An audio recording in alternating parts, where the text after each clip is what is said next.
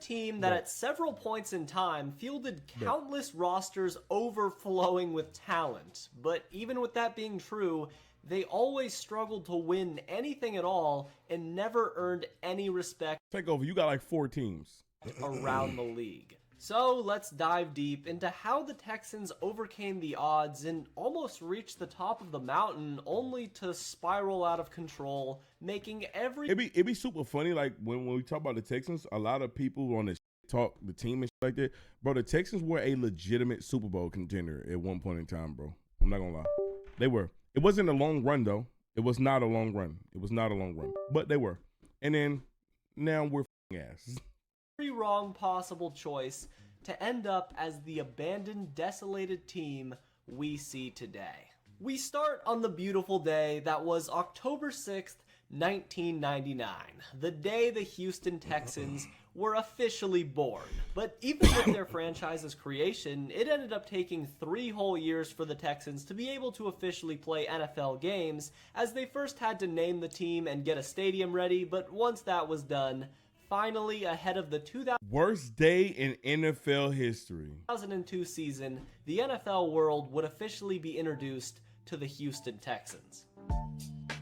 But before we get into the meat, after the 2001 season concluded, it was announced that the 2 men who hold the future for Houston would be head coach Dom Capers and general manager Charlie Casserly, and immediately these dudes, as well as the rest of the staff, were given a ton of homework to do, as just around the corner before the official NFL draft was the NFL expansion. I gotta look up and see how expansion drafts work. They always blow my mind, but I'm never, my favorite sports is never around for me to like watch them and find out what's going on. Draft, where the Texans had a golden opportunity to get their stubby fingerprints all over an immediately impactful player. So, with 5 available players from every NFL team, the Texans went through and grabbed who they believed to be the most valuable assets available, as with their first selection, the Texans drafted... Wait, so we got... I knew they could protect players. I knew that. Players from every NFL team, the Texans went through and grabbed who they believed to be the most valuable assets available, as with their first... So, from my understanding, they could have got players from almost any team.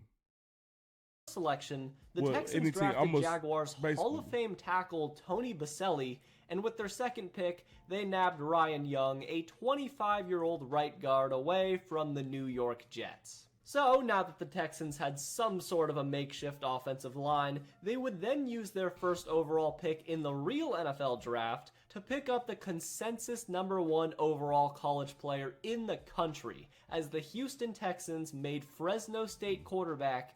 This is one of the only players that I'll be willing to accept people say the Texans ruined. They ruined him.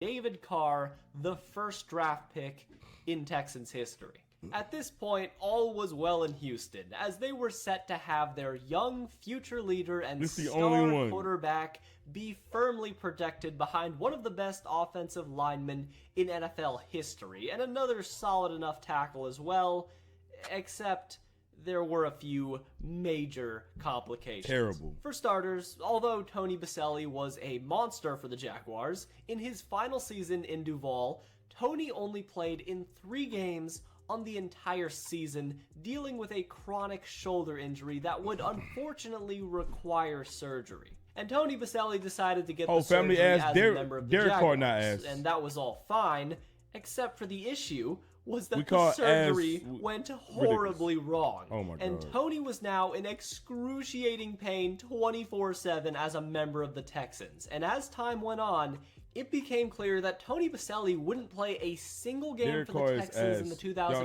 season and would retire from the NFL 1 year later, never suiting up for even a single game in a Texans uniform. And then for another right jab to the gut, their second round selection in the expansion draft, good old Ryan Young, ended up tearing his groin during training camp and wasn't ready to start the season, meaning that I didn't even know all this context. The Texans rookie quarterback, I didn't know all this context. Like, damn, that's just some luck. In the NFL. Well, that's not no luck. Yo, you that drafted that Jacksonville. What the fuck was you smoking? I understand he was nice. The was hurt though.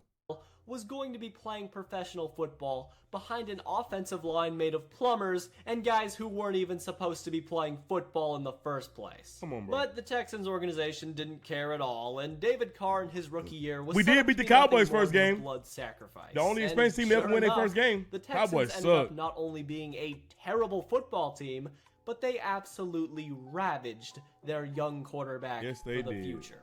The other to open the third, and they've tied the game at 17-0. Now David Carr against a big rush is hammered. Now he stands in.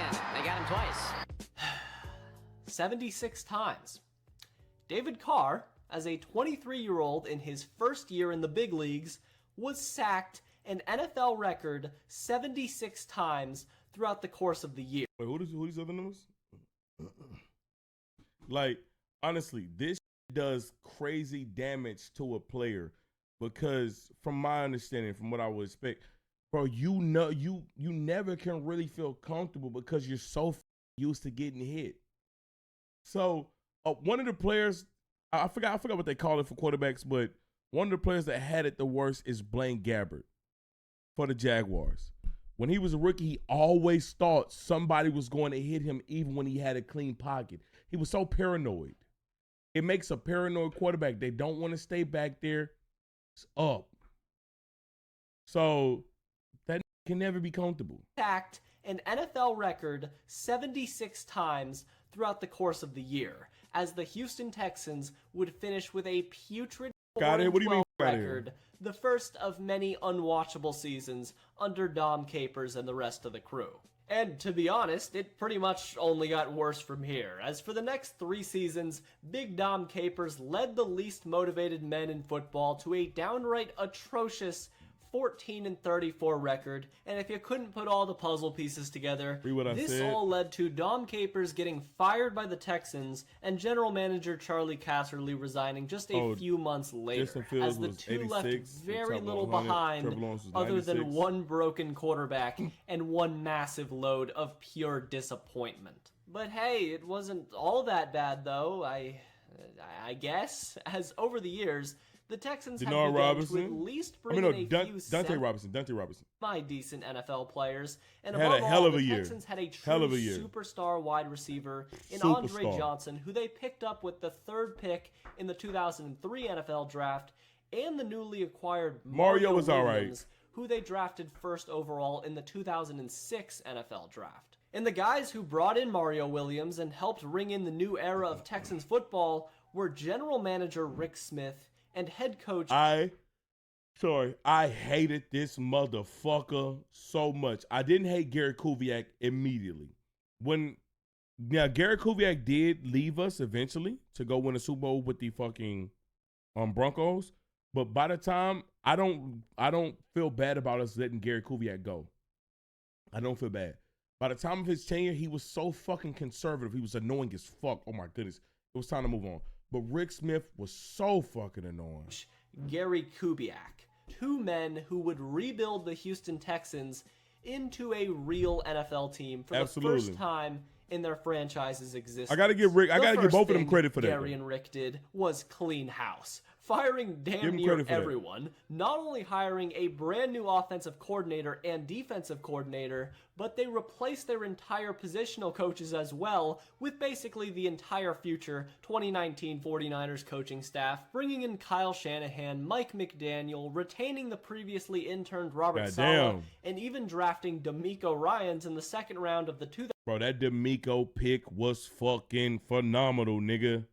This nigga, he took Rookie of the Year from Mario Williams. 2006 NFL draft to hopefully start building something resembling a football team. So the 2006 Texans season officially began, and it started off like your average Texans season as they were annihilated for the first 3 weeks of the season, and didn't really get better from there either. Votes, thank you for the raid, gang. Besides a great rookie Appreciate season you, by boy. both DeMeco Ryans and Mario Williams, as well as the usual dominant top 5 wide receiver play from Andre Johnson, who owned a majority of the wide receiver statistics this season.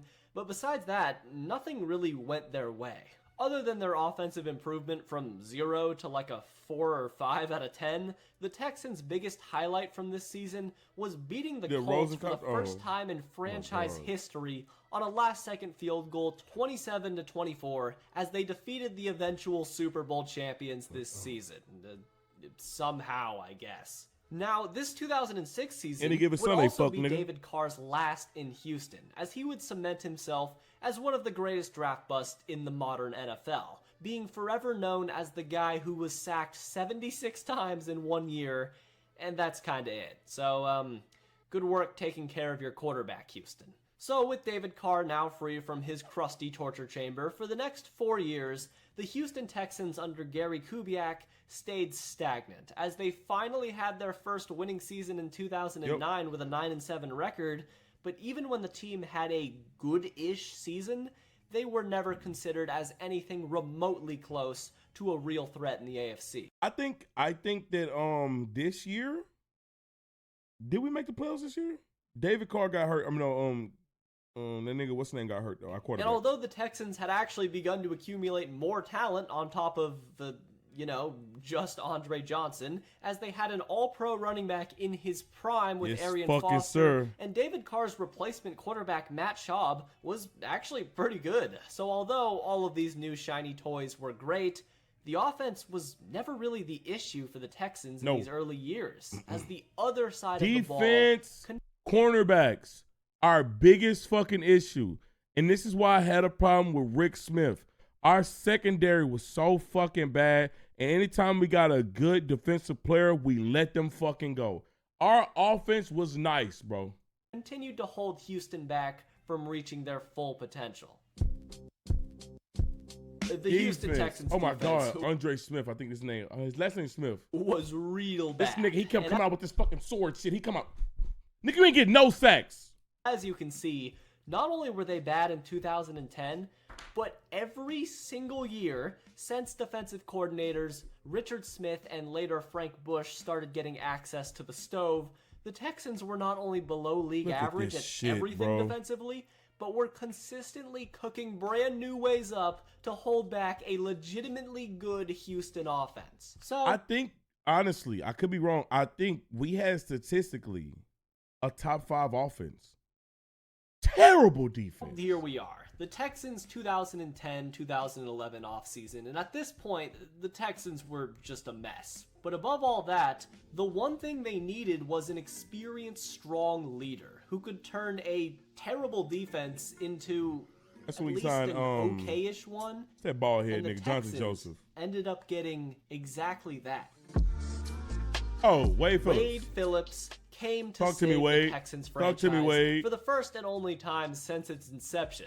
And immediately after the 2010 season ended, Frank Bush was tossed to the curb. And on January 5th, 2011, the Houston Texans hired defensive coordinator Wade Phillips, the man who would change everything for the Texans. Now, with Wade Phillips co-captaining the SS Trash Can, the first thing that needed to be done to build a solid 9-7 before, my nigga. Trash Can is crazy. Calm down. So the Houston Texans went out and did just that, as they ended up picking up a Pro Bowl reliable cornerback in Jonathan Joseph from the Bengals in free agency, and most importantly, with the 11th selection in the 2011 NFL Draft, the Houston Texans drafted J.J. Watt.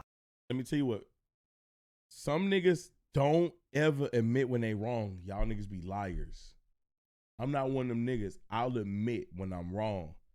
I didn't want JJ. I didn't really know who he was like that. I didn't want him. I'm like, bro, we don't fucking need no fucking defensive end when we fucking about to get ready to run a 3-4. Our secondary is so bad. Our secondary is so bad, nigga, and I'm glad I wasn't a GM, nigga, because I'm telling you exactly who I wanted, nigga. I wanted fucking Prince Amukamara, who was the best cornerback in that draft. Thank God I didn't get him. The Giants took him. Thank God we didn't get him. He was on the board for us. Thank God, nigga, he was nothing, nigga. He was nothing. JJ, I thought I didn't want him. Boy, then they came out bald. I said, you know what? I'll shut up. The greatest Houston Texan to ever put on the jersey. So with talent still all over the place on offense, with Andre Johnson and Arian Foster ready to torch defenses, as well as a Texans team stacked with a very solid, if not... Look at our offensive line. Hey, Watson and Brown? Great O-line. Myers, this was our fucking center, right? By guys like Dwayne Brown and Chris Myers. The stage was set for a special season. Look at the team season. We got. And what we got was the greatest season the Texans organization had to date, and the birth they of the ruined Houston Dwayne Brown. Texans, No, we did not. How the fuck we ruined Dwayne say, Brown? A real formidable what are you talking about? NFL franchise. It's shot to James Casey from the 6. Looking end zone, fires, touchdown! It finally happened after 9 years of existing. What nigga said? What nigga? You ain't know Jacoby Jones was a Texas nigga? This is where it all started, nigga. What the fuck, nigga? Your owner ran him out. That's not ruining him, bro. He, first of all, nigga, he had Pro Bowl seasons. I think he had all pro seasons with us. Barely was hurt. They just didn't want to pay him towards the end of his career because they thought that he was done. That's not ruining him, bro. No, I still wanted to pay him. But you know, Jacoby Jones was nice as fuck on the Texans, bro. Bro, my household loved Jacoby Jones, nigga. But then to watch him the ball on the Ravens, it was good for us to see because I like to see our former players go somewhere and shine. But also, it made me sad because, like, damn, nigga, like, why the fuck do we not keep this nigga? NFL ecosystem doing nothing but fending off of the scraps from other teams, the Houston Texans broke the drought, going 10-6 on the season, and made the playoffs for the first time in franchise history. And on their road to their first ever playoff spot, the Texans had a stretch of games. I don't remember. I didn't fuck with that nigga. 14, where they didn't lose a single game and looked like arguably. Look, when we was balling, we was looking all right, man. We won our what? What's that is? Won all these games with won 7 in a row. We was balling. We looking all right, man. Week 14, where inmates running the asylum. Yeah, bro, I didn't fuck with him at all. Like, bro, but that don't mean bro, I guess, no, it ain't even no guess, nigga. The Texans didn't ruin Dwayne Brown, nigga. That just don't make sense, bro. Like, the owner was on some tripping shit, but no. Where they didn't lose a single game and looked like arguably one of the better teams in the entire NFL. Except if we look a little deeper, everything wasn't all sunshines and rainbows. All season long, the Texans were ravaged by, I guess, the curse of Tony Baselli, as a ton of players dealt with pretty bad injuries, including Andre Johnson, who missed 9 games with multiple hamstring injuries, Arian Foster, who missed multiple games primarily due to a left hamstring injury, and most importantly, their starting quarterback, Matt Schaub, the engine of the best Texans team we've seen so far, suffered a Lisfranc foot injury in Week 10, ending his season. So with the whole team, TJ fucking Yates slowly succumbing to the scourge, in stepped career backup and rookie quarterback TJ Yates to finish the season out for Houston. And one thing about it, I might not remember a lot, but I'm gonna remember some shit about my motherfucking team, man. He helped the Texans drop their final 3 games of the season to limp into their first ever playoff game. Bro, those 3 games, he looked like a fucking chicken with his head cut off. He didn't know nothing. Dog, it was bad. But what happened next was amazing. Bro, we linked. Also, I think we barely made the fucking playoffs. We would have had a bye if he won 2 of the 3 games. We would have had a bye. But because of their weak division, the Texans were able to host their battle against the Cincinnati I believe. I could be wrong, though. I could be wrong. Bengals in the wild card round. Now, the Bengals were actually pretty similar to the now wounded Texans. What's the top 5 Texans quarterbacks? Honestly, we're a young franchise, and we don't have a history of good quarterbacks. So the best fucking Texan quarterback, honestly, I don't give a fuck about Matt Schaub. Nigga, the best nigga to ever put on a Texans uniform is Deshaun Watson. After that, it's gonna be Matt Schaub. Now, Matt Schaub might have the numbers over Deshaun, maybe, but he was never as good as a fucking quarterback as Deshaun. And then after that, it's a bunch of bum-ass niggas, honestly. Brock is not on there at all. Brock would not be anywhere on there, nigga. I'm telling you. I swear to God, I'm not even capping. He would not be on that list. Like, it'll be other niggas. Case Keenum is on that list before fucking Brock. Case Keenum balled out on the Texans. This is the reason why Case Keenum was able to fucking have a long, lengthy career. Nigga, the Texans let that nigga play, and he started having a decent motherfucking time playing. But the problem with Case Keenum is nobody ever fucking believed him to want to fucking let him continue to do anything, honestly. As both teams were led by rookie quarterbacks in a young red squirt gun and the aforementioned Yates. But as the game began Davis Mills is on not the top NFL's 3. biggest stage in the playoffs, the Texans proved even when they were No, bruised nigga. and battered No, beyond nigga. repair, this team Can't had solid back up. heart, Yeah, he is. which helped produce undoubtedly the greatest play in Texans history. The greatest play. And JJ, I don't know about the greatest play, though. This one moment was the textbook definition of a franchise-defining play. It was. As JJ's It was. intercepted pass turned out to be the That shit was turning amazing, point in bro. this game, as the Texans used that momentum to cruise to a 31-10 victory, stopping Cincinnati from putting any more numbers on the board for the rest of the game. Oh my So God. they had done it. The Nigga, this is one of the greatest days of my sports life, nigga. Watching the Texans get their first fucking playoff win, nigga. My household, it's not like this no more. But Sundays were football. Like, Sundays was Texans, nigga. You would hear everybody yelling at the fucking TV because we were so fucking ass. And to watch this, bro, this was an amazing moment. Texans had now won their first playoff game in franchise history, that would be. I'm not ready for the wounded Deshaun animal could era go, for as one there game. was a clear food chain in the Yep. AFC this year, and with the Texans not even close to full strength, they Done. would fall to the Ravens by just a single score. With Give us a healthy team, we beat the Ravens. Patriots, I don't believe so. We needed too much going on in our way. Give us a healthy team, we beat the Ravens. A nigga saying, shut up, nigga. We have a hurt-ass team and we lost by 1 score. Come on, bro. Stop this. Let's go. All right. Now, Patriots, nah, I don't think so. I'm being completely realistic. TJ Yates playing some just putrid football, almost Look what we single-handedly got. losing the game by himself. And with that, the curtains closed on the Texans' 2011 season. And man, what a year. If it weren't fuck for is all Lil the Bro back injuries there that happened doing? throughout the season, this team really could have made a deep playoff run. But above all that, the most impressive thing Why this is he season bouncing like was this? the defensive improvement. As under Wade Phillips, this Houston defense went from the 29th ranked defense in the NFL in 2010 all the way up to the 4th overall believe y'all made me defense watch the in video. That's my host. 2011. And as you can see, they absolutely suffocated opposing We play offenses October every the Sunday 29th. after. Who is it? But What team? perhaps there were cracks beginning to form in the Texans' armor, as to start things off, the 2012 offseason was pretty crappy, as they watched 2 of their best defensive players in franchise history. You just had an amazing season.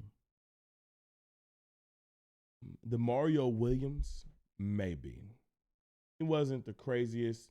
JJ here, you willing to let him go. What the fuck did you let D'Amico go for? Now, we did get Brian Cushion.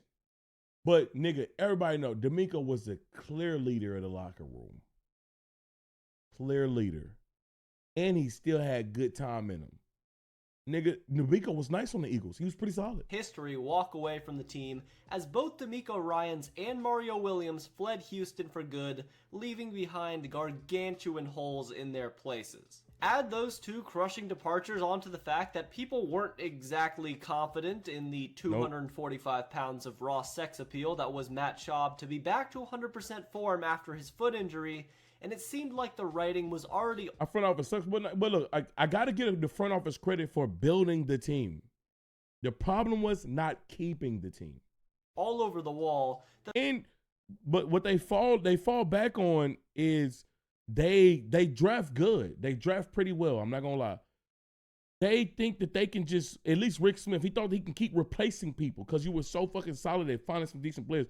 Then to keep these and then find solid players elsewhere. Like secondary, like you a fucking ass at finding secondary. Good God. That the Houston Texans were destined to fall back down to earth. Now, yeah, that very easily could have happened, but it didn't. And to start the 2012 season, Texans fans couldn't have dreamed of a better start to the year, as through the first 4 games of the season, the Texans were on top of the NFL world as Houston...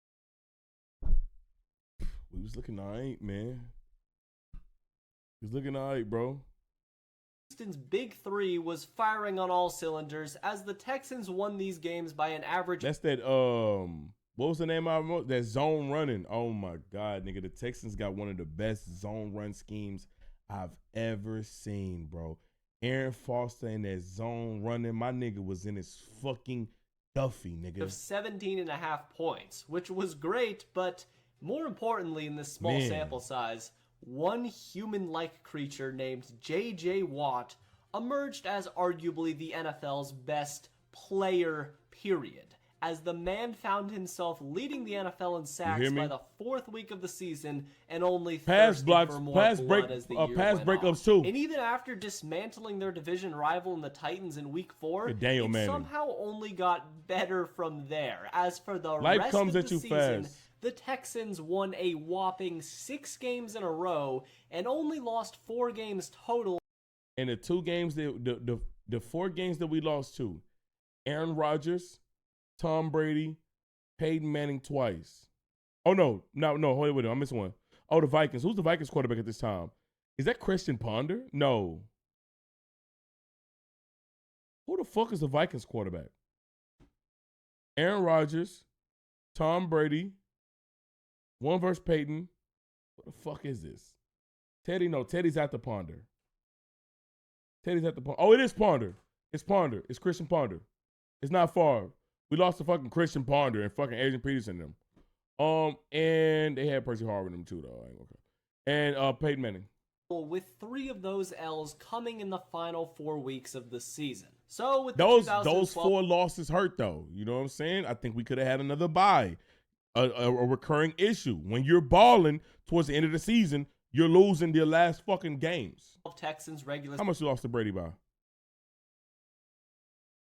That Brady game was terrible. This is the game where these bitch ass niggas came in them bitches and Lettermans. Coming in the final 4 weeks of the season. So with the 2012 Texans regular season coming to a close, it seems like Houston clinching a playoff appearance is now just a normal thing, as with Matt Schaub, Arian Foster, and Andre Johnson all making Pro Bowls and having fantastic seasons again while also being healthy. 2012 was the year Adrian Peterson went off? Oh yeah, so that don't help us. J.J. Watt still dominating, even winning the Defensive Player of the Year award in his sophomore campaign.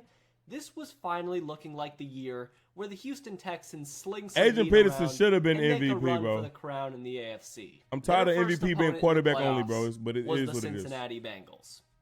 I think we lost to them. No, we beat them twice. We're really doing this again, huh?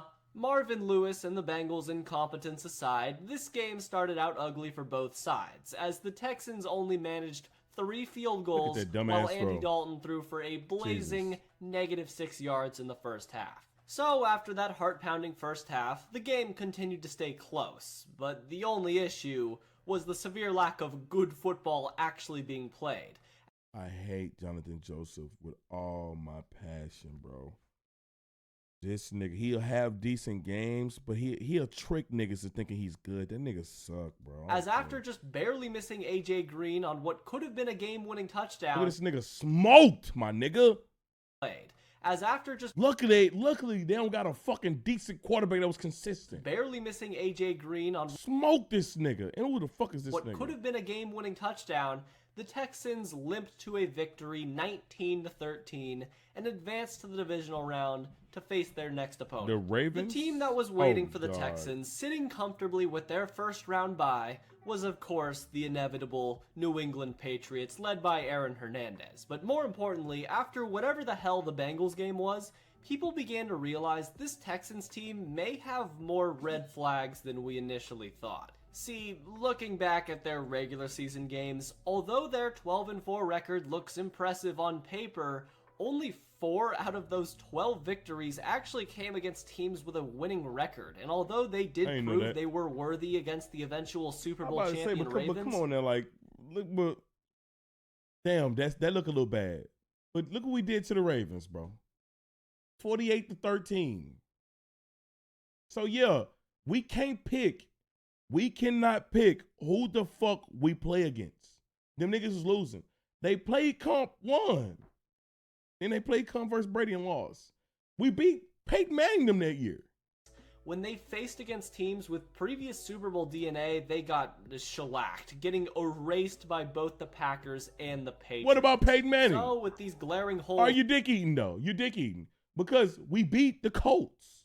You ain't saying nothing about the Colts. Looking a lot more noticeable. We lost to them. The NFL world really should have seen what happened next coming. Flips it to Shane Vereen walking in. Yeah, oh my God. This was so bad. Nigga, I remember this day. This is when my cousin, he had just started to date his girlfriend, who is now his wife. We went out. I didn't want to go nowhere, but at the same time, I didn't want to keep telling niggas I ain't going. So we went out. We was at this little lounge, nigga. And we at this lounge. This is the first time I was hearing Post Malone album. I'm telling you, the timeline don't match. Because this is 2018. We was listening to fucking something. I think it was Post Malone. I swear to God, it was Post Malone. My nigga. Dog. What year is this? Is this 2018? I don't know. Post Malone was fucking playing. Nigga. All of a sudden, we just fucking... it was. All right, bet. Thank God. I didn't want to mess it up. Dog, Post Malone playing. Tom Brady almost sacked. Touchdown. And then, nigga, this is when I first heard this song. After this loss, I was sick. Maybe that was the Deshaun era. You know what? It was the Deshaun era. We're going to go back to the Post Malone. It was a Deshaun era. Let's go. Look, if you were going to beat the Patriots in the 2010s, not only did you have one of these motherfuckers, I'm telling you, I'm going to find out what that was. But you had to capitalize on every single opportunity given to you. And the Texans failed to do that on multiple occasions in this game. But the most egregious example was on the literal first drive of the game, when the Texans had the ball just outside the 10 after a long kickoff return, and they blew back-to-back plays in a row with a drop and an overthrow to miss their chance at first blood. Owen Daniels, who was a pretty solid tight end. After a long kickoff return, and they blew back-to-back. You just dropped it. Good defense, though. The defense is there, but plays he caught that all year. in a row. No, it's not Owen Daniels. It's Owen Daniels right here. Who the fuck is that? I forgot. I know exactly who this nigga is. I can't remember his name. With a drop and an overthrow to miss their Damn, I chance can't remember at his name. I first know who that blood. nigga is, though. Simply put, if you hesitate against the best, you're going to pay. As the Patriots took advantage and jumped out to a 38-13 lead and never looked back, and the Texans lost the game 41-28. Was that Griffin, I think? Round for the second year in a row. Another tough loss, but still, at least the Texans were good, and the front office, led by longtime general manager Rick Smith, still believed that this core was good enough to win now, and he reinforced that belief by adding some more good football players as hell of a pick. At this point, I was praying that we drafted somebody to be next to Andre because we needed help. Jacoby Jones was not that kind of guy. Jacoby Jones is not a 2. He's not a 2. Or at least he shouldn't be a 2. Niggas say fuck D-Hop because he ain't on your team. I was like, but at least he shouldn't be. So when we drafted Hopkins, I'm like, bro, finally, Andre gets some fucking help. A real number 2. And boy, this nigga was like that. As they signed Ed Reed's withered remains away from Baltimore and drafted some guy named DeAndre Hopkins in the 2013 draft. So, the Texans reloaded. Same coaches, same offense. And to start the 2013 season, everything was going pretty damn well, all things considered, as the Texans started out 2-0, taking down the Chargers and Titans respectively. And hell, things were even going so well, Ed Reed, who had yet to play a game with the Texans at this point, still felt confident enough to say that he was going to help bring the Texans a Super Bowl ring this year. But instead of that happening, the Texans took a dark turn and fell off a cliff harder than you could possibly imagine. It's intercepted by Richard Sherman. Yep, see the scores. You see it. Jesus. Oh my God. 9-30. I think this is the time when I was done with Matt Sharp. I was done. Matt Sharp, that nigga was so ass, bro. And bro, it just, some of these games don't make sense. Get smoked by the 49ers, smoked by the fucking Rams. Why the fuck are you competing versus the Patriots?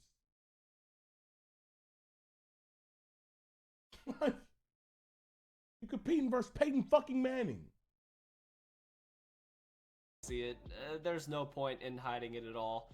The 2013 Texans were awful again, and the team lost every single game for the remainder of the season after week 2.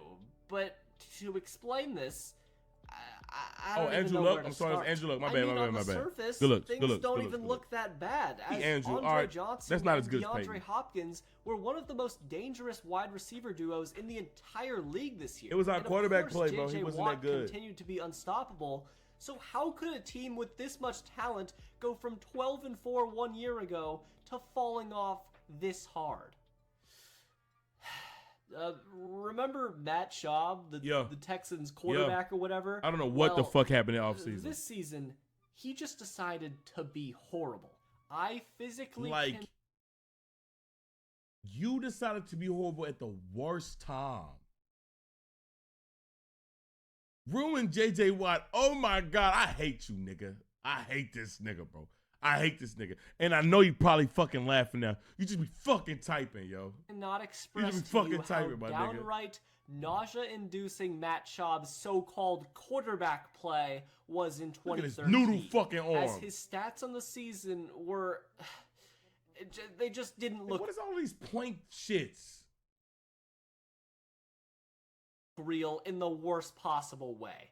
And these stats still don't paint the picture for just how disastrous his play was. Yes, I am, season. nigga. By just week 5 of the 2013 season, Matt Schaub had set a damn near unbreakable record, allowing 4 pick sixes in 4 straight games. And after a fan confronted the man at his own home and an injury later, Matt Schaub would play on and off for a few more games that year, but more or less, his time in the NFL as a Houston Texan. Hey, the fan got tired of his shit. But before the season, even I understand it, nigga. The way he played, nigga, I was like, yo, what the fuck you got going, my nigga? Nah, I ain't gonna lie. Nah, going to a nigga house is crazy. I ain't gonna lie. You lucky you still here. No cap, my boy, you lucky you still here. Don't go to nobody's house or no shit like that. Ended, the Texans decided it was finally time to move on from their second coach in franchise history, and Houston fired Gary Kubiak. I understand the move from Kubiak. Bro. He was, in some of these games as well, he was really, really conservative. Like, all right, you know what? Boom, let's move on. Now, I don't understand moving on from Kubiak, but keeping, well, you know what? He just drafted Hopkins. I'm about to say keeping Rick Smith. Never mind. As the man had done his duty of bringing the Texans to relevance and maybe had overstayed his welcome by just a little bit. So, with Kubiak gone, the head coaching seat was empty. And with that, this story is now going to go in an interesting direction. Well, Lord, I need you to wrap your arms around me. Lord, I need you to wrap your arms around me. And tell me everything's gonna be alright.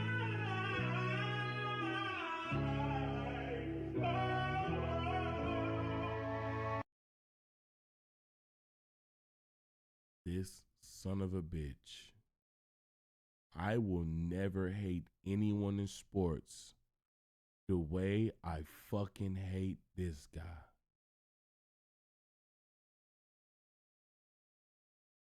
I'll talk about I'll talk about it as we go on.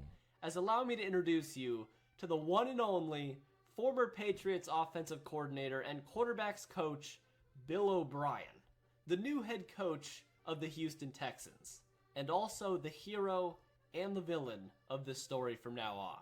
Now, with Bill O'Brien running the show, just as Gary Kubiak once did, O'Brien scrubbed the house of any bacteria and replaced most of the coaches from 2013 with guys that he trusted, like Romeo Cornell to be the defensive coordinator. Romeo Cornell, solid pick.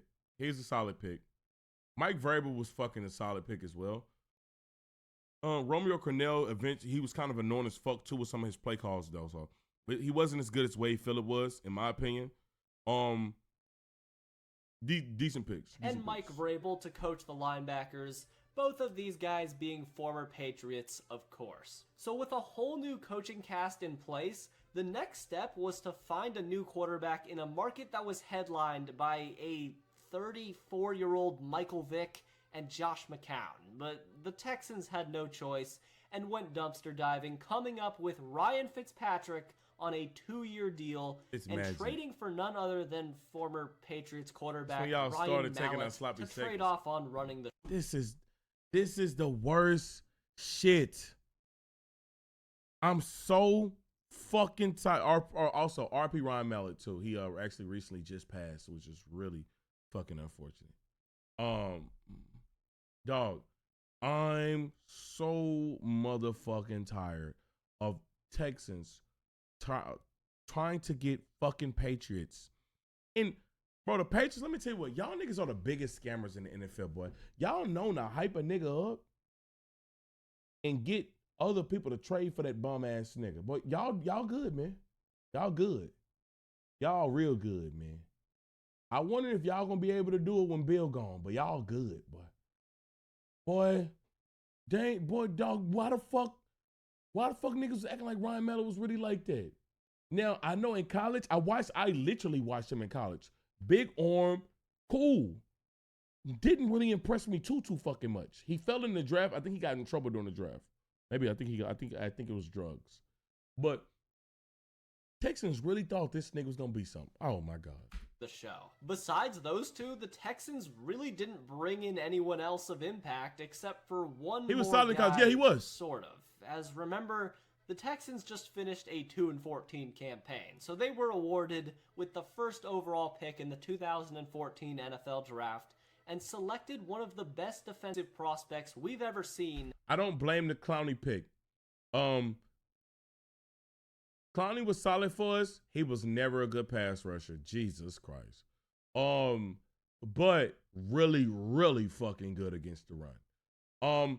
My problem with this is when you look back at it, we could have had fucking Aaron Donald. Like, we could have had Aaron Donald. Now, that is crazy hindsight, because who the fuck knew what he would have become? And would he be the same player next to JJ? I don't fucking think so. But goddamn, nigga, Aaron and JJ, good night.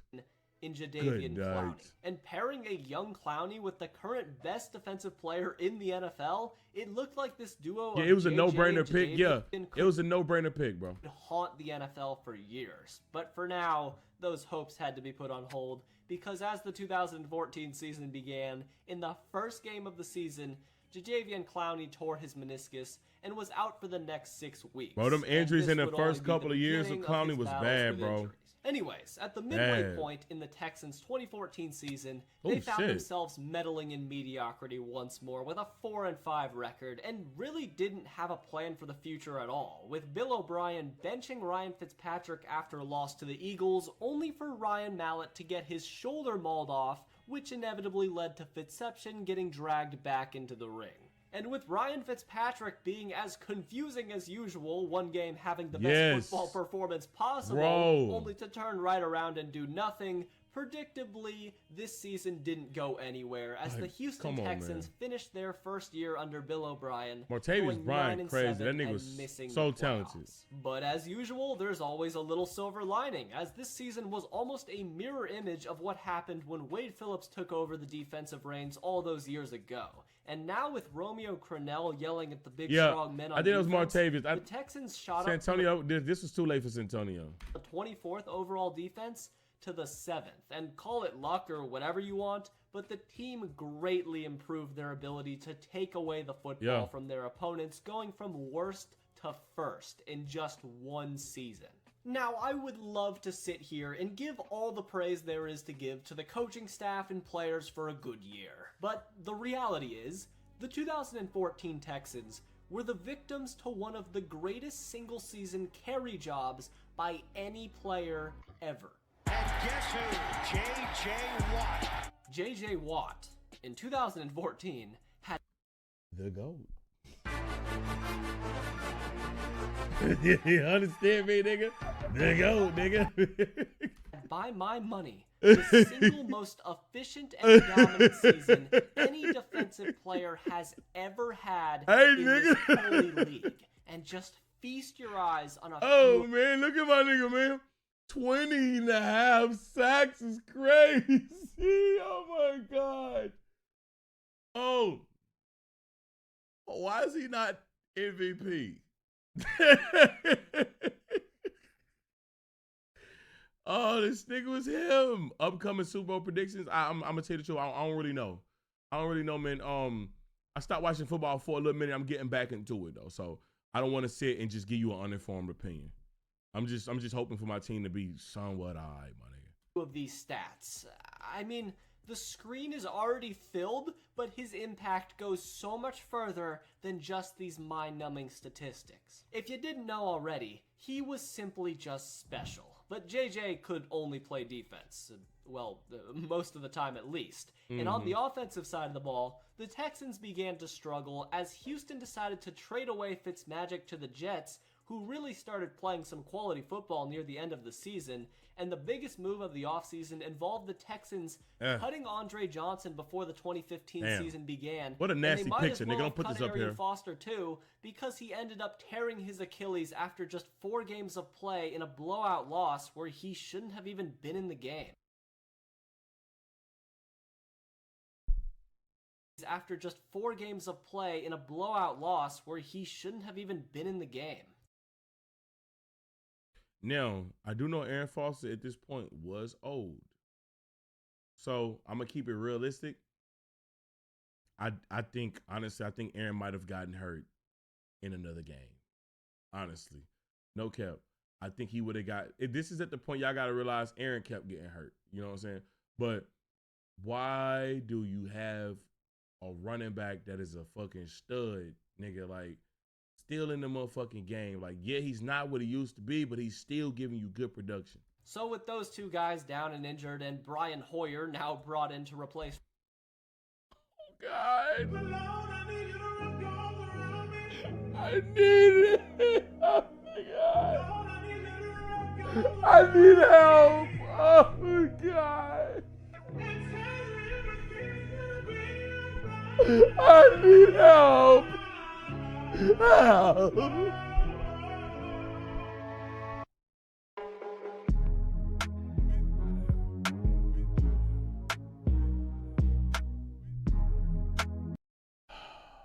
My God, Brian Hoyer was so bad.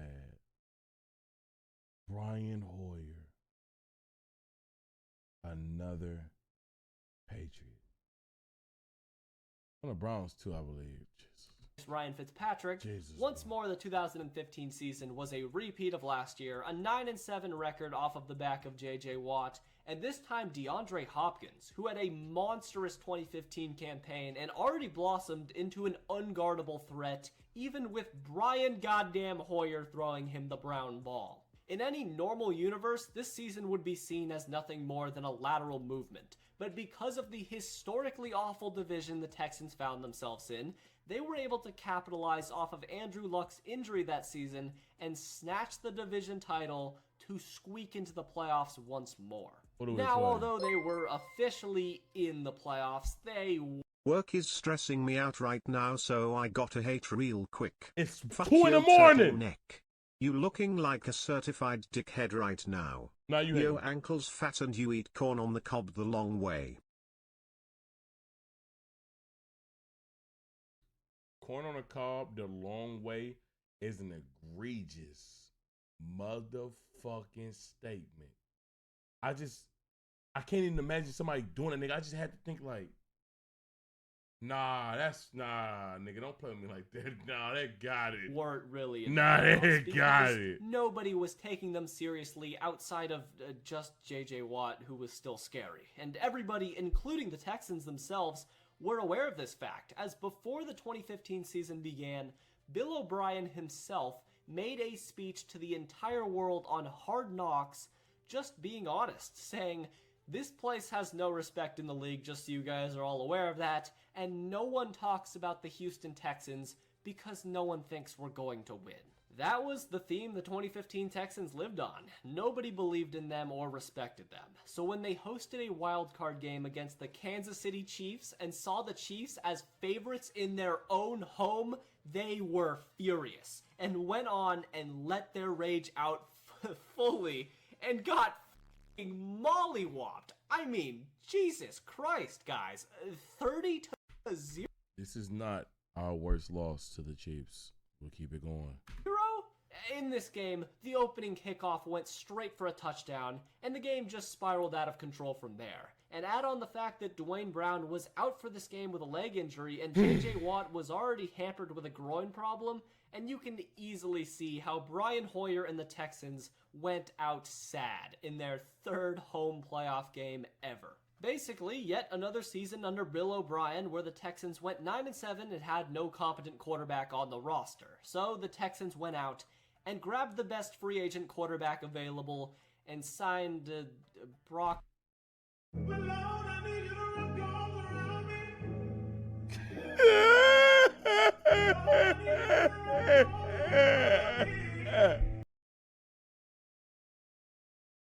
Dog, this nigga was so bad. 6'7" flamethrower. Fuck out of here. This nigga literally was only drafted as high as he was because John Elway was attracted to this nigga because he was 6'7", bro. John Elway likes tall quarterbacks. And then the Texans, he got this shine because he was sitting behind Peyton Manning. The Los Angeles Lakers have signed point guard Marcelo Huertas. It was announced today by General Manager Mitch Kupchak. Per team policy, terms of the deal were not released. Get the fuck out of here with that bullshit. Brock Osweiler to a 4-year, $72 million deal. Not what I would have done, but whatever floats your boat, Bill. But as we enter the 2016 season, although there were a ton of very loud and clear critics against the signing of Brock Osweiler, myself. It's a combination of us being. I got you. Niggas really thought Brock was good just because he beat Tom Brady in a regular season game. Nigga, the fuck out of here, bro.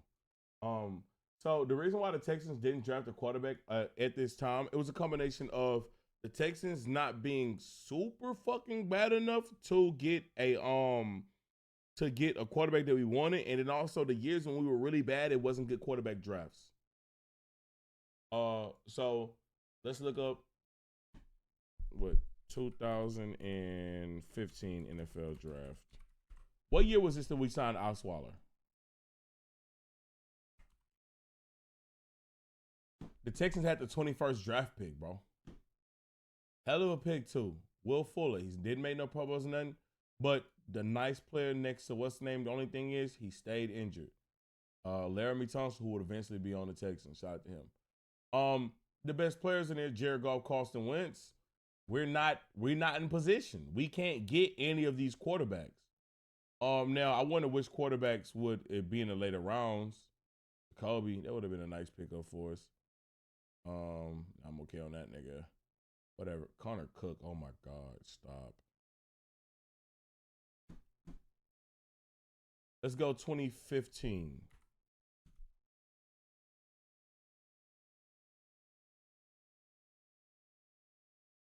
The Texans in this draft, the Texans, we have picked 16. What a bust. We have the 16th pick. So we had bad quarterback play, but we wasn't bad enough to get young talent. So what we had to do was try to find free agents. And also around this time, there were no good free agent quarterbacks coming out in the pool, honestly. So the Texans were really just trying to fucking find shit. I thought Kevin Johnson would have been nice too. I did too. It just never panned out, bro. Like he had all the tools to be a good cornerback. He just never fucking panned out. But yeah. It's just a bad combination of being not bad enough to get high draft picks like Jameis Winston or Marcus Mariota, and also the free agency pool being fucking trash. So you're just trying to find whatever. All right. Now the best thing would have been one of the things that you could argue is why did they not trade up in the draft and try to do something? I don't know, but honestly, looking back at those quarterbacks, I wouldn't want to trade up for any of them, so I'm glad they didn't do that in hindsight. You know what I'm saying? A ton of very loud and clear critics against the signing of And also, too, us trading up would have been way too high, nigga. Well, we had pick 16 and pick 21. You're not getting to the top 5. You're not getting that. Osweiler, myself included, hey, you got to at least give the guy a chance, right? And when Brock Osweiler finally went under center, that went third or fourth round in the 2016 draft. Yeah, but listen, like, bro, the third or fourth round quarterbacks, I'm not really tripping on none of those, bro, because honestly, bro, the odds that these niggas gonna be good, bro, nobody fucking knows, bro. Nobody knows. So, yeah, you missed some in the third or fourth round. Every team missed some. Every team. I'm in a Houston Texans uniform under the tutelage of the great Bill O'Brien. Things really didn't go well.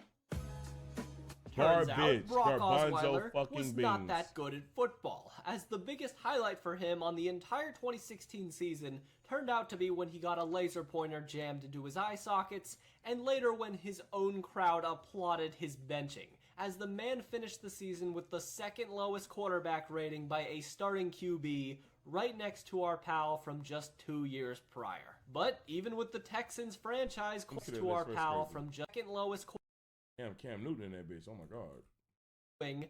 Due to honestly primarily pure luck, the Houston Texans went 9-7 again, winning 8 of their.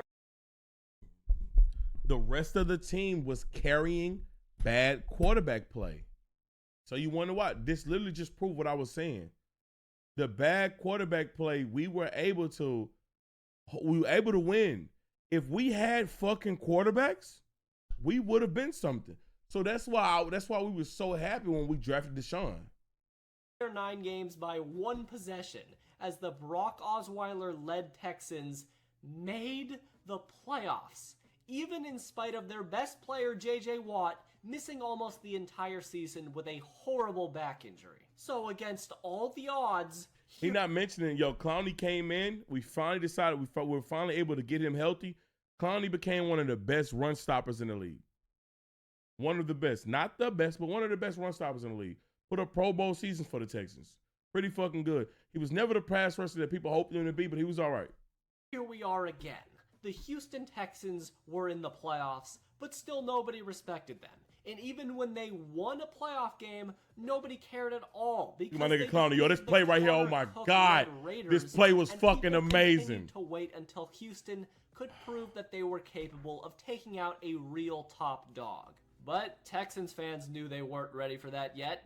Hell, the Texans themselves knew they weren't ready for that yet either. Kind of cold, I ain't gonna tell. When the Texans moved on to the divisional round to face off against the Patriots, Thomas Brady turned in a very mediocre performance by league average standards, but it didn't even matter a little bit because Brock Osweiler is garbage, and the Patriots walked all over the Texans for the second time this decade, 34-16. So another year. This the one? Is this the game? What year was this, Colin? Colin, what year is this? Yes, Sirski. Hold on, stand up game, bro. I don't try to stand up, bro. You're chop, my nigga. You're chipping, bro. Shout out to Crown Point for the jacket. It's 2016.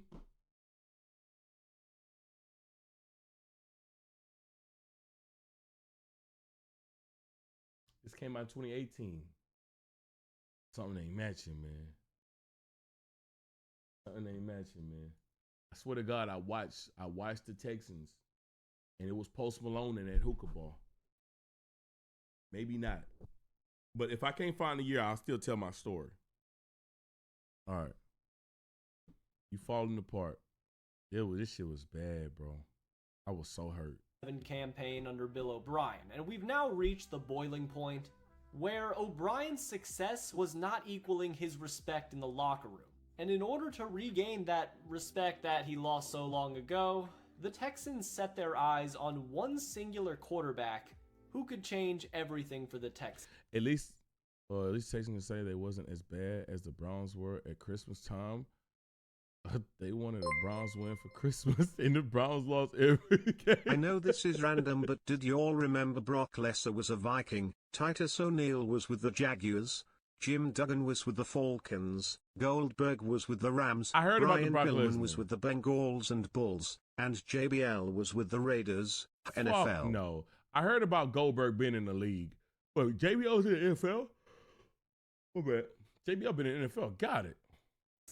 But before we get to the mystery man, the Texans needed to drain their quarterback room and had to give up multiple draft Browns love trading for our quarterbacks. picks and other assets just to be able to get off of Brock Osweiler's horrible contract, sending him off to purgatory. So, with yet another QB axed to the curb in the Bill O'Brien era, the Texans looked to former Dallas Cowboys quarterback Tony Romo as the man What the fuck who we could did bring not? the Texans to the promised land. What the fuck is he talking about? The Texans instantly became one of the frontrunners in the Tony Romo Oh, okay. sweepstakes, and there were murmurings that if the Texans brought in Romo, they would become instant Super Bowl contenders. Super Bowl contenders is crazy. If we, I know Romo ain't ever played for this. I remember our nigga say, I remember y'all almost had him. I don't know why. It's time for me to drink some water. I'm tripping. If we got Romo, it would have been fucking nice, though. It would have been nice. Super Bowl favorites? Stop, bro. Stop. But you got to remember, like they said, nigga, in that game where we just went against the Patriots, Tom Brady didn't even fucking beat us that game, honestly. Tom Brady wasn't even balling like that. Nigga, it was the fucking Texans being so trash at quarterback play we couldn't capitalize, and eventually they gonna score. They gonna score. But yeah, we didn't get Romo. I think Romo just decided to retire. As who knows just how good DeAndre Hopkins could be with a real NFL quarterback. Oh, we know. Everything was looking we great know. until Tony decided to unexpectedly choose to commentate NFL games. I'm going to keep it a stack, though. I don't think Romo would have been good on the Texans. Looking back at it, I think that Romo, we would have seen a clear regression, and he would have been like a fucking journeyman on the Texans, in my opinion. Like, would he been better than what we had in the past? Yeah. Yes, but no. Games rather than play for the Houston Texans, which was probably the right decision, but still, his choice left the Texans high and dry as they were Could have now been nice. You forced think to so? resort to their backup. We had talent, though. We had talent. And we had an offensive line for him. But I don't know. Look at my last match when I get a chance. Let me see. Bro, why do they keep doing this guest star shit, bro? I can't even see a whole message. I think it says, stay there for after, please. It's short. I can't read your whole message, but I got the vibes. Okay. Take over. Remind me when I'm about to end. Plan. The day is April 27th, 2017. The NFL draft had just gotten underway, and with the Houston Texans sitting at the 25th overall pick, it looked like they had no chance to draft any of the best prospects like the future Hall of Famers selected in the top 10 in Mitchell Trubisky and Patrick Mahomes. But when the Texans saw an... First of all, this guy is running off of, he's making fun of Mr. Trubisky. But the Patrick Mahomes, nigga, dog, most niggas in the NFL didn't know what Patrick Mahomes was going to be. I can honestly say, though, I tell this story all the time. I wanted Patrick Mahomes on the Texans.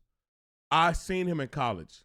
I seen this nigga. I wish I would tweet it out so I can pull it up. The thing that I'll say about Patrick Mahomes is in college, he was one of the most frustrating and amazing players you could ever fucking watch. Because when you watch that nigga in college, one play, he'll do some of the dumbest shit. You be like, what the fuck is he doing? But then, nigga, the shit that he did, why he was like, yo, this motherfucker's amazing. So I did want him. But guess what? The only reason why I wanted him is because I didn't think Deshaun was going to be there. Let's be real. Deshaun was the best quarterback in college football that year. Easily the best quarterback in college football that year, nigga. And I thought he was going to be the first quarterback taken. You got the Bears at pick 2, need a quarterback. Niggas trying to hype up Mitchell Trubisky. I'm not believing that. They do that shit every year. I'm saying, bro, ain't no way these niggas gonna pass up on Deshaun. Boy, I'm telling you, boy, in the NFL draft, they love to find a mysterious quarterback that didn't do shit regular season, but try to hype him up. They do it every year. They did it with Anthony Richardson this year. Now, will Anthony Richardson be that guy? He could be. But they do that shit every year. They do that shit every year, nigga. And I was not falling for it, nigga. So, no cap, nigga. Motivated? No, nigga. I'm telling the 100% truth, nigga. So I was like, bro, Deshaun Watson, ain't no way he gonna be there, nigga. Plus, I'm like, the Texans ain't gonna draft up for no quarterback we haven't done in the past. So wrong. Top 10 in Mitchell Trubisky and Patrick Mahomes. But when the Texans saw an opportunity to grab a potentially generational quarterback, they pounced on it. Absolutely. And they traded up to the 12th overall selection with the Cleveland Browns to grab. And we traded with the Browns, and he ended up on the fucking Browns. Bro, the Browns low-key a little ally of ours, man. Goddamn. Appreciate y'all niggas. Yeah, man, bro. I was sitting in Discord with some of the dudes that was in the 3MG Nation group. It was me, King Fang, and this dude named Swank. My dog Swank, he be around every now and then, man. He disappeared from me, but he be around. Nigga, I'm sitting in this motherfucker, and I'm like, oh, man, we ain't getting no fucking quarterback, bro. They need to trade up, bro. Trade up. I seen Patrick Mahomes go. I'm like, oh, what the fuck? Deshaun's still on the board. But the Texans wasn't trading. A couple of picks went by. Let's go pull up this draft. Yes, 2017. Okay. So, 2017. We sit in this motherfucker. When did this Post Malone album come out so I can keep reference? Post Malone, the album was uploaded to YouTube on 2018. All right. Anyways, so, boom. The draft go by. Myles Garrett. Everybody knew he was going number 1. It's over. Next, Mitchell Trubisky. Everybody's shocked. What the fuck is going on? I'm like, nah, these niggas tripping. Oh my God, Deshaun on the board. Maybe we can trade up. This is what I'm currently thinking. All right. So next one, you got these. The Solomon Thomas. I don't know nothing about game. The Leonard Fournette. I knew we wasn't getting this nigga. Texans. We don't need a running back. Leonard Fournette in LSU is one of the best college running backs I've seen, honestly. Keeping it a buck, too. I'm standing on that. LSU, Leonard Fournette was fucking ridiculous. Oh, my God, a nigga balled out. But time go by, a bunch of players that we have no interest in go by, and then bang. Some of these teams were interested in quarterbacks. They decided to not take some. Like the Titans needed a quarterback. I think they were still trying to stick with Jake Locker. Maybe, I don't fucking know. No, I think they was going fucking Mettenberger from LSU. Oh my God, nigga, give it up. But boom, these niggas end up drafting Patrick Mahomes. I'm like, oh, what the fuck? First of all, we didn't think the Chiefs was gonna get a quarterback. We thought they was cool with Alex Smith. Alex Smith been all right. Mariota, what you mean? This draft loaded? Yeah. Nah, this draft is loaded as fuck. So, but I'm like, damn, nigga, are we gonna trade up?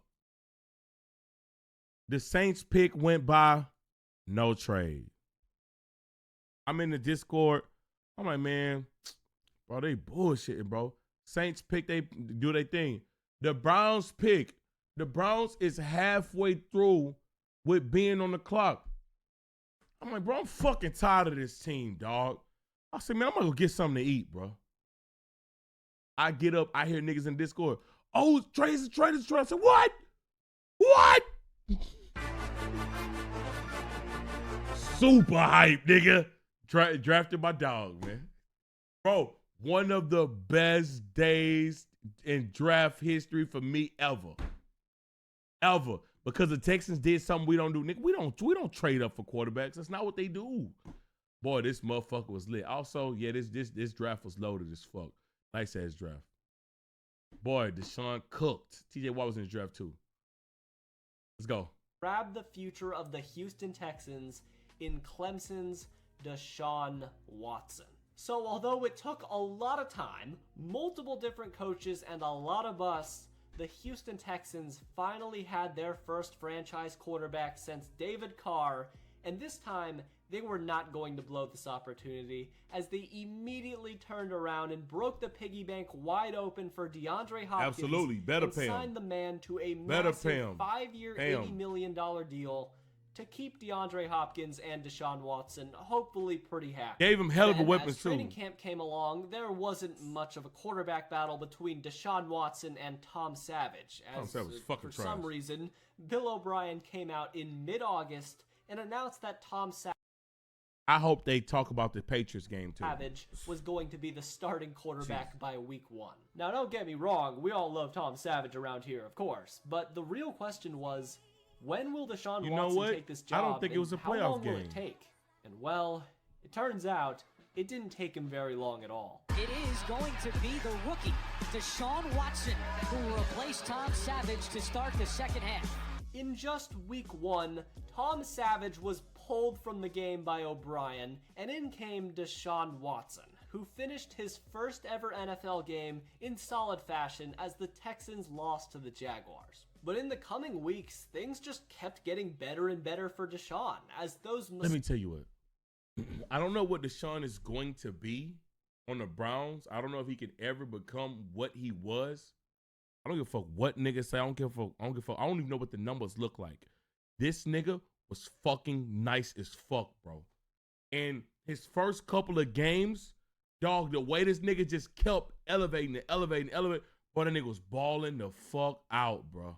Massages were really starting to pay off. Oh my God. He had a monstrous 6-game stretch where it really looked like he had already become a star in the NFL. And with a lackluster supporting cast around him, Deshaun Watson turned in 2 incredible individual performances and came within a combined 6 points in beating... I think it wasn't the playoffs I was talking about, I think.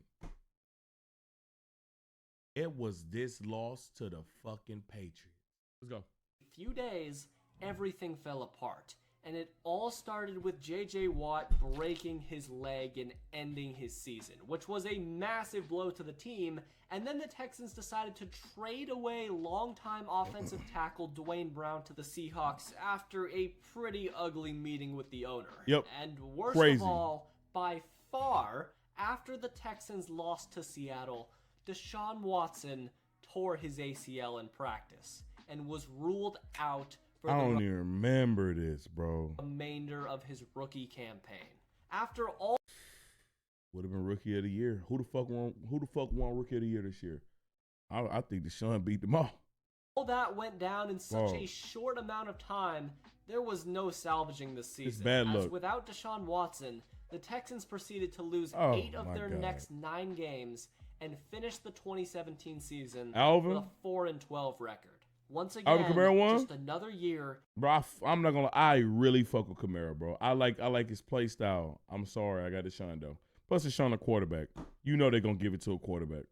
And still nobody respects the Cue Texans. the music, no, and man. Things got even bleaker for Houston fans when they heard that longtime general manager Rick Smith was stepping down from his GM position and was replaced by an O'Brien minion in Jesus Christ. I was not happy because of the circumstance. Like, his wife had breast cancer. Prayers out to his wife. Hopefully she made it. I never know if she did. But I was happy that Rick Smith was gone. I was done with him by this point. Honestly, I need you out of here.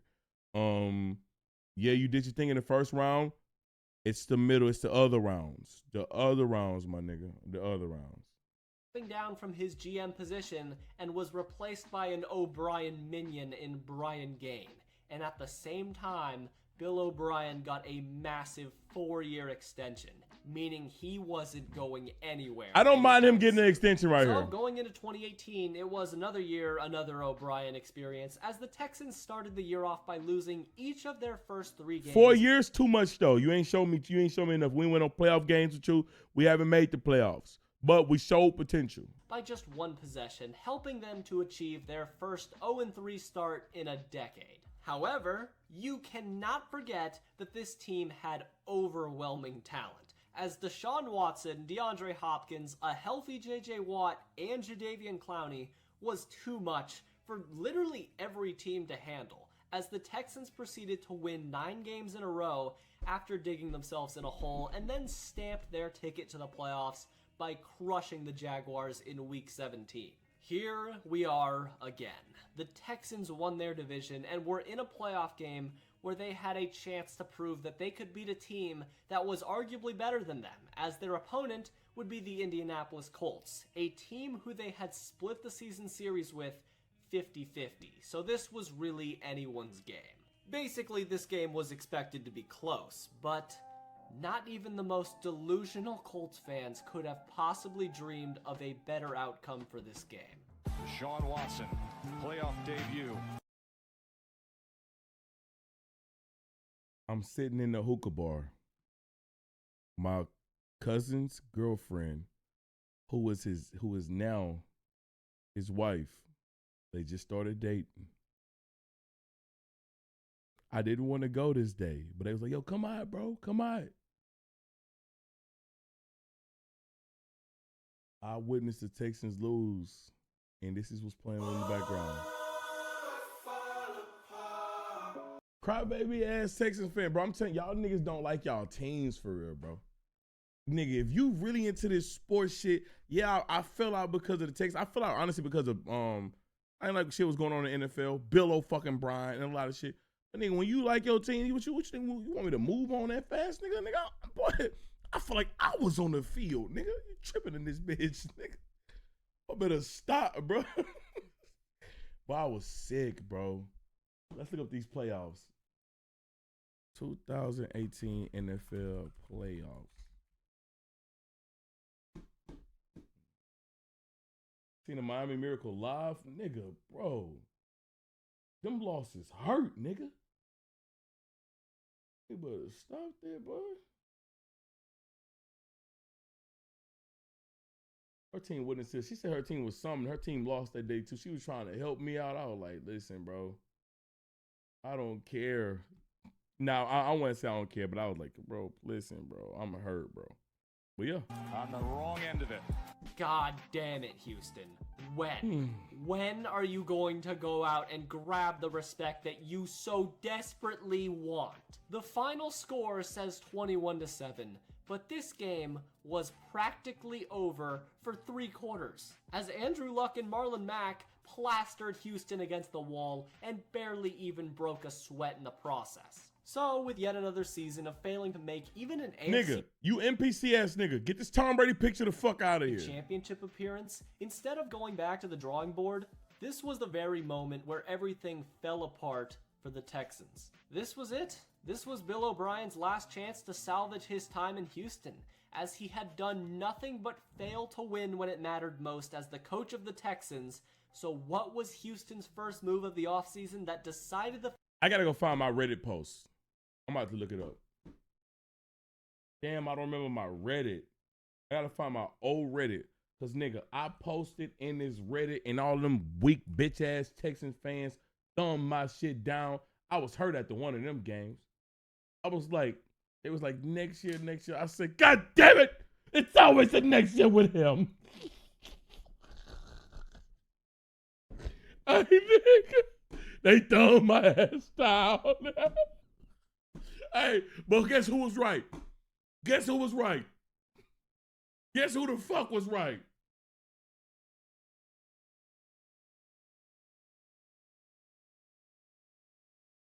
Guess who the fuck was right? All right, go to my page. I can't show niggas the account. Profile, post. I ain't posted. That's a lie. Oh, comments. Here we go. This is just Texans.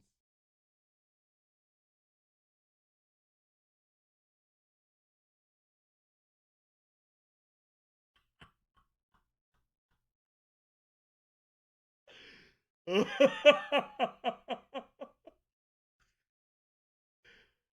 right, I'm gonna let the bot read my comment. Hold on. Can I go to the post?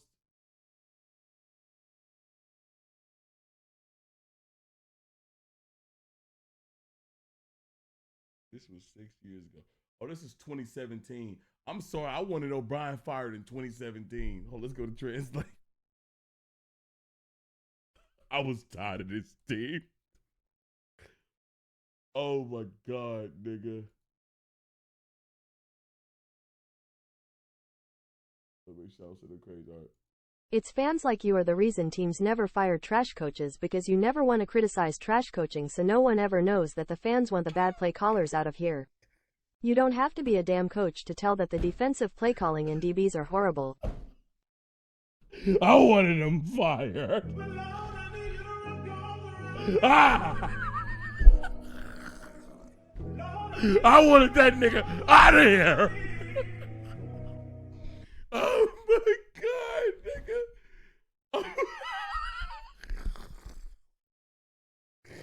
I have not logged into that fucking Reddit in so long.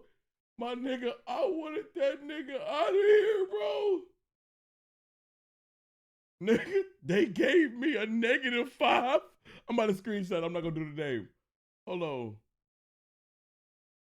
Bro, these niggas gave me a -5, like, thumbs down, bro. Them whole ass nigga thumbs me down, bro.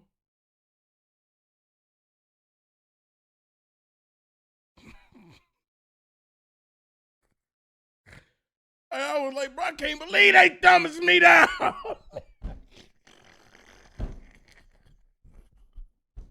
I was in the trenches. I couldn't believe they was thumbing me down, bro. Somebody had to feel his wrath, bro.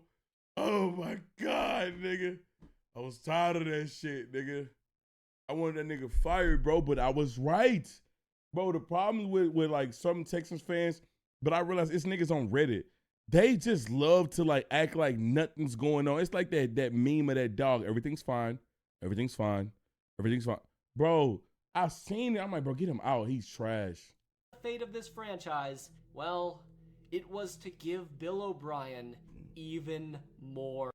Nigga, I swear to God, I'm watching all Texans media. I'm glad I was waiting at this moment. I wanted this nigga fired. I just showed me a clip. I mean, a Reddit comment. I'm like, nah, bro. I want him fired. I want him gone. I turned on ESPN. This is the moment, I swear to God, I stopped watching ESPN for real. To this day, just because of this moment. This nigga's chin is nasty. I turn on ESPN. I see all kind of bitches niggas. I'm seeing people saying the Texans should want Bill O'Brien fired. Slow down, Texans fans. This guy has won your division 3 straight years. You think I give a fuck? Our division trash. What that mean? What have you done in the playoffs? Nothing, nigga. Trash. Power. The Houston Texans decided to fire their general manager / puppet Brian Gaines and replaced him with absolutely nobody, allowing the butt chin to take all duties of personal activities. This single within the move Texans right here front office ruined the Texans. and had a huge say. Niggas asked what happened. This single move ruined the Texans. In the future transactions the Texans would make. This was quite literally the worst decision the Texans as an organization could make, because at this point, O'Brien could have been fired at any time, so he was going to do everything to keep his job he could, and proved that by making 2 desperate trades by getting rid of Jadeveon Clowney on a contract year, I guess, and sending 2 future first-round picks away to the Miami Dolphins. Nigga, Lucky Laramie's fucking nice, nigga. Like, so now we got somebody to protect our rookie quarterback.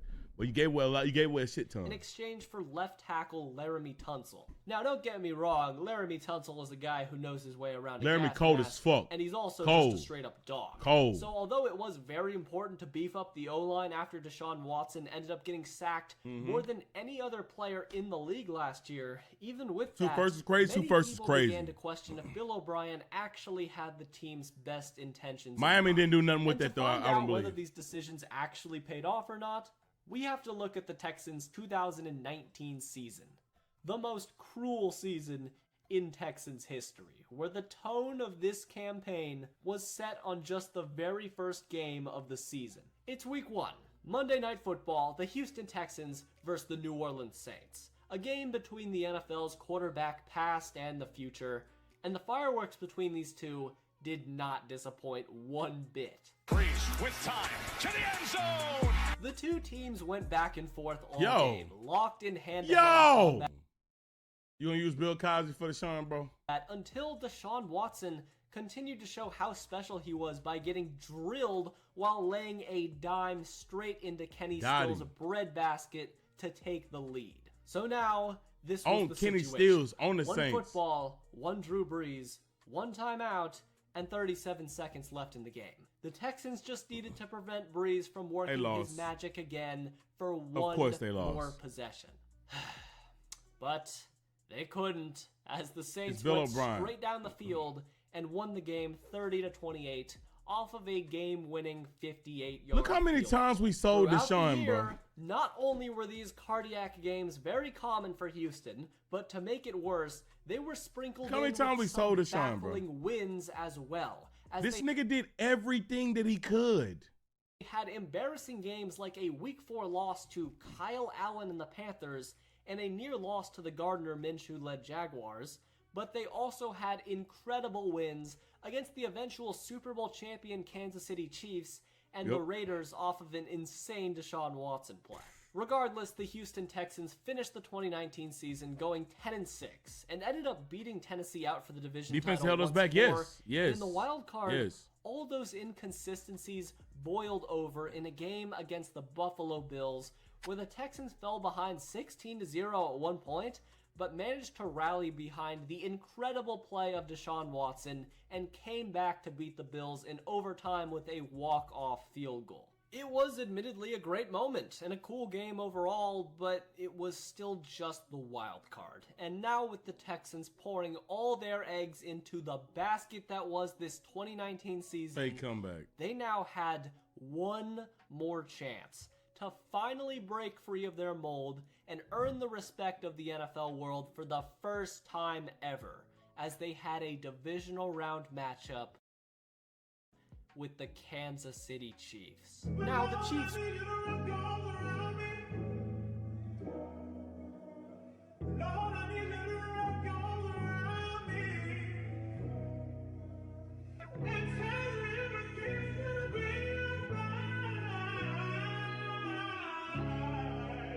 I still want to cry to this day. I still want to cry to this day. Guapo still troll me about this shit to this day. Thank God he's asleep. I think Guapo still got the video. To this day. This is my lowest moment in sports gaming history. I mean, in sports history. My lowest moment, man. Because it was my greatest. And it turned into the worst. It turned into the worst. It turned into the worst. were the better team, and all the Texans honestly had to do was go in there and show a little bit of heart and bow out with their dignity still intact. But that, for some reason, didn't happen. And to open up the game, the Texans dominated. It was Out of the gun on second and goal. Across the middle, it is caught by Phillips. With Deshaun Watson completely in the zone and the team as a whole getting a few lucky breaks in the second quarter. This Texans team is the best Texans team that could have won the Super Bowl. We had the Chiefs up 24-0. This is the team that won the Super Bowl. Good night. The Texans held a 24-0 lead against the immortal Kansas City Chiefs. You could not have imagined a more perfect start to this game for the Texans. And then after the I'm on Instagram. I'm dropping stories. Nigga, we scored our first touchdown. I'm not going to tell y'all my phrase because I don't need y'all niggas trolling me with it. I already got one nigga. But first, I'm all on my Instagram story. It's up. Boy, it got worse. Chiefs scored an inevitable touchdown. Bill O'Brien dialed up the biggest gamble of the day, which turned out to be arguably the worst call he'd ever make, as Houston went with a fake punt on 4th and 4, which didn't even come close. And that was the exact point where the floodgates were open. The Texans' public execution was basically held, as O'Brien's conservative play calls when they had their lead came back to bite them, and the Texans could only muster penalties and... I'm so glad you mentioned this. I'm so glad you mentioned this. The reason why the Texans lost this game, they were not aggressive. It's the same fucking reason why the Patriots came back versus the Atlanta Hawks. I can't stand teams that get up and you just, oh, nigga, we'll play the clock game. No, nigga, score. Do something, nigga. You got Deshaun. Boy, you was playing like a bitch. We ain't playing like a bitch all year. Conservative. Running the ball way more than what we ran. Stop, bro. Stop, bro. Stop, bro. They lost because he decided to be ultra conservative. And then the game was over, nigga. It was over. Touchdowns on the wrong side of the field for pretty much the entire rest of the game, as the Kansas City Chiefs defeated the Houston Texans 51-30. I wanted him fired. This the game. I said in my last one, I lied. It was this game. I was watching ESPN. I'm like, bro, he gotta be gone now. Like, there's no way he's not gone now. So, bro, niggas like, nah, bro, like, you gotta let him rock. Like, bro, he won a division 3 years in a row. Are you insane? You can't get rid of a quarterback like that. What are you talking about? Stop, bro. Give it up. What is this? The Houston Texans as a franchise died on that very day. Not only did they not have any respect around the league still, but they were now being laughed at, and the nightmare would only continue as just days later, the Texans would officially announce Bill O'Brien, the man who had yet to make... He got a promotion. Instead of getting fired, they promoted him. ...make a single AFC championship appearance as a coach in a division where literally every other team besides Houston had at least made one, was officially named the general manager and the head coach of the Texans going forward. And when Bill was given full control of the decision-making process... I'm not playing it, Kanye. I played it enough. I've heard enough. I've heard enough. The first thing he did was trade away DeAndre Hopkins, I've heard enough. A top 5 player in franchise history in the prime of his career, away to the Arizona Cardinals for a few late-round picks and David Johnson's rotting carcass. As the trade went through and DeAndre Hopkins left for Arizona, so did whatever remained of the Houston Texans' soul, as they had allowed Bill O'Brien to rise through the ranks in the shadows like he was Palpatine or something to gain full control over the organization. And this entire team was now at the mercy of a man whose ego had grown far too big to control. Basically put, there is no God, only O'Brien. Bill... Bitch like John Cena. This fucking guy has the ego the size of Texas, and he's not won anything important. You won a division title, I don't give two shits. I don't give two shits, bro. This guy stinks everywhere he goes besides New England. In New England, good luck with this son of a bitch. Nigga, don't Alabama fans hate this guy? Bill, with his new power, then handed out Laramie got no eyebrows. Yeah, now he don't at all. massive multi-year deals to both Laramie Tunsil and Deshaun Watson, and with that, the 2020 NFL season would begin, and it started off on a disastrous note, as the Texans lost their first 3 games to respectable teams, and then dropped their 4th game in a row to the winless Minnesota Vikings, 23-31. But then, it finally happened. After this awful start, the Houston Texans actually did it. They fired their dictator, head coach, and general manager. And it make me so mad because why the fuck did you not do this 5 weeks earlier, my nigga? We could have still had DeAndre. Bill O'Brien, freeing them from the man's iron fist forever. So although Bill was finally gone, they still had to face the wrath of the damage that already had been done. And from 2020 to 2022, the Houston Texans have had the worst record by any team in the league, barely winning over double-digit games in a combined 3-season sample size. The few remaining fans of the Texans were subjected to watch their franchise quarterback melt down and turn into nothing more than a monster, their best player in franchise history, J.J. Watt, leaving them, and all of their talent they gathered over the last half a decade amount to nothing. So here we are today, where the Houston Texans have been unanimously considered the worst team in the NFL for years. But to their credit, the Texans have started to reassemble a young core to lead. We got some fucking hope. Finally. I ain't got no music for these. I don't got no music for this.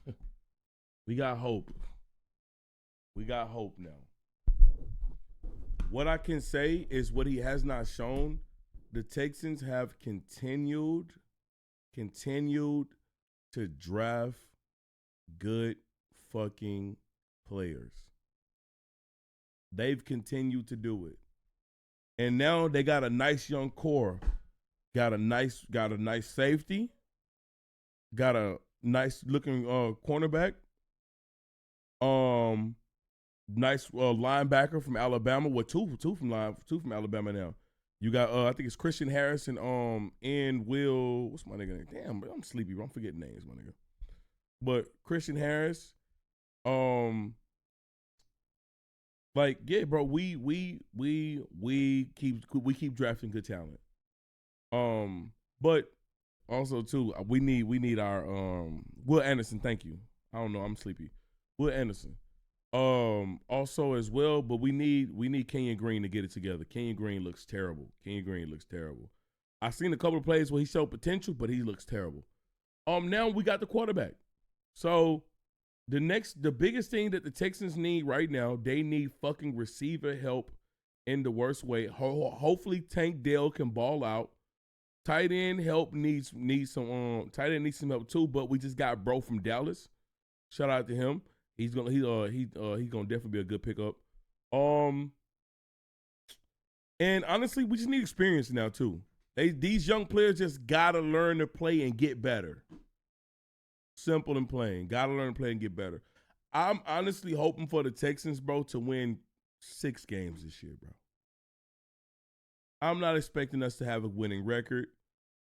5 games, I'll be disappointed with 5. Petrie nice. Jalen Petrie is fucking nice, bro. But how Mechie looking? I heard Mechie's back, bro.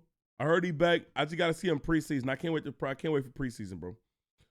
I can see 9-7. We not winning 9 games, bro. We too young of a team. If this team win 9 games, this might be one of my favorite seasons of all time, but it's not happening, bro. I love Dalton Schultz. Yeah, bro. I heard he's a red zone threat. I watched a little bit of him in Dallas, but I didn't watch a lot. 9 is crazy. We're not winning that. My Juicy Poppy live 9 hours. You need to go the fuck to bed. Go to bed. And what the fuck is you doing even up? But yo, Ricky, what time we recording tomorrow? But yeah, nigga, like I can see us winning 6 games. Wrong chat, nigga. No, it wasn't, nigga, because I've been live 9 hours, lying ass nigga. Texans equals less everything on Prize Picks. I hope you lose it all, gang. You vote against my team, nigga? I hope you lose it all. I'm sorry, Dooms. I got to pray your downfall on that end, my boy. Unless I read that comment wrong. I hope you lose it all, man. But, yo, bro, we're going to be an exciting team, man. We got the quarterback I've been wanting all year. Got Tank Dell, who balled out in college in the same city right across the fucking street. Well, right down the street.